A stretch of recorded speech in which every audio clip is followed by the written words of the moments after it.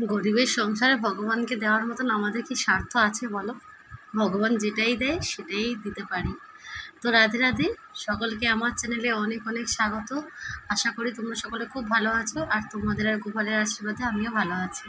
তো সকাল সকাল দেখো টিউশন পড়িয়ে চলে এসেছি, আর একটু মন্দিরটা দর্শন করে দিলাম। এটা আমাদের বাড়ির পেছনের মন্দির, কিন্তু আমার দিদা এই মন্দিরটা দান করেছিল, কিন্তু দান করে কখনো বলতে নেই, কিন্তু যেহেতু আমি করিনি দান, অন্য কেউ করেছে, তাহলে তার প্রচারটা অবশ্যই হওয়া দরকার। নাহলে ভক্তরা জানবে কি করে ভগবানের কীভাবে সেবা পূজা করতে হয়।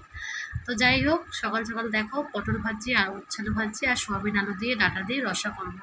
সজনে ডাঁটা কটা কিনেছে মা, তো এখন ওটা একটা একটা করে প্রতিদিন না খেলে নষ্ট হয়ে যাবে, শুকিয়ে গেলে আর খাওয়া যাবে না। তো ওই জন্য ডাঁটাগুলো এখন সব কিছুতে দিয়ে দিচ্ছি। কালকে গাটি আলু রসাতেও একটা দিয়েছিলাম, আজকে একটা দিলাম। আর তা আমি একা প্রসাদ পাই, আর কতটা লাগে, দুবেলাতেই হয়ে বেশি হয়ে যায়। তো যাই হোক, ডাঁটা আলু দিয়ে রসা করছি সোয়াবিনের। তো যেটা বলছিলাম, আমরা ভাবি কিন্তু যে সংসারে যা হচ্ছে সকলেই আমরা করছি।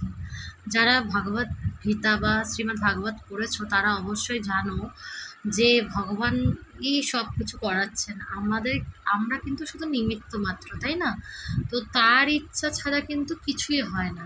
তো ভগবান যেটা ঠিক করে রেখেছে সেটাই হবে। আমরা ভাবি যে আমি যদি না থাকতাম হয়তো এই কাজটা হতো না, কিন্তু এটা আমাদের ভুল ধারণা। কিন্তু তবুও আমরা মানুষ, তো মুখ দিয়ে বলেই ফেলি যে আমার জন্যই সব ঠিক আছে, নাহলে কিন্তু সব খারাপ হয়ে যেত। এটাও একটা কিন্তু অহংকার হিসাব মতন। আর তুমি ভেবো না যে আমি বলছি কথাটা মানে আমি ভাবি না, আমিও হয়তো এরকম বলে থাকি। সেটা তো নিজের দোষটা তো নিজে দেখা যায় না, আমার বাড়ির লোক বলতে পারবে, তাই না? তো আমরা সকলেই সবসময় কিন্তু নিজেদেরকে নিজের সব কিছু নিজেরাই মনে করি, নিজেরাকে, যে আমরা নিজেরাই সব কিছু করছি, আমরাই করছি। যেমন আমি বলি সকলকে আমার চ্যানেলে স্বাগত, এটা কি আমার চ্যানেল? আমরা নিমিত্ত মাত্র, ভগবানের উদ্দেশ্যে কাজ করছি। আমার কাজটা কি প্রচার করা, আর কিন্তু কিছু নয়। তো এটাই হচ্ছে ভগবানের নাম বা ভগবানের কীর্তন। বা আমাদের যেমন নববিধা ভক্তি আছে, পঞ্চাঙ্গ ভক্তি আছে, তেমন নববিধা ভক্তির মধ্যেও কিন্তু একটা হচ্ছে কি শ্রবণ কীর্তন, অনেক 9টা ভক্তি আছে। তো সেগুলোর মধ্যেও আমরা যদি মনে করি যে ভগবানকে সেবা পুজো করবো, যে আমি গান শুনবো, ভগবানের ভজন শুনবো, ভজন শুনে ভগবানের নাম করব, তো এটাও কিন্তু সম্ভব। তো কলিযুগে ভগবান কিন্তু সব থেকে সহজ করেছেন, হরিনাম হরিনাম হরিনাম হইব কেবলম, কালে নাস্তেব নাস্তেব গতিরন্যথা।